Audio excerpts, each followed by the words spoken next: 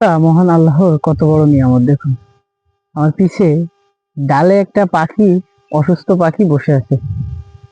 আশেপাশে সব পাখিরাই তাদের খাবার সংগ্রহে ব্যস্ত, যে যার কর্মে ব্যস্ত, ঘুরে বেড়াচ্ছে, কিন্তু পাখিটা পিছের ডালের উপরে একা বসে আছে এবং দেখেই বোঝা যাচ্ছে যে পাখিটা অসুস্থ, গা ফুলিয়ে একা বসে আছে। কিছুক্ষণ পর পর হা করতেছে, অর্থাৎ তার যে অসুস্থতার লক্ষণগুলো দেখলেই বোঝা যাচ্ছে। আসলে মহান আল্লাহ তাআলার উৎকৃষ্ট রিজিক হচ্ছে সুস্থতা।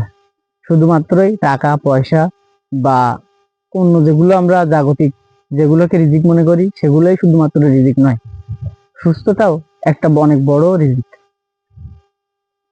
অসুস্থ হলেই বোঝা যায় আসলে মানে সুস্থতা আল্লাহর কত বড় নিয়ামত।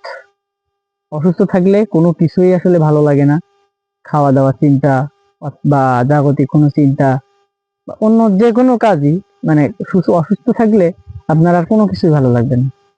পাখিটা একা ডালে বসে আছে, তার শরীর খারাপ, এজন্য হয়তো সে একা বসে আছে। তার যারা সাথী সঙ্গী আছে তারা তাদের মতো তারা খাওয়া সংগ্রহে ব্যস্ত, উড়ে বেড়াচ্ছে এবং যে যার কাজে ব্যস্ত আর কি। কিন্তু পাখিটা গাছের ডালে একা চুপ করে বসে আছে।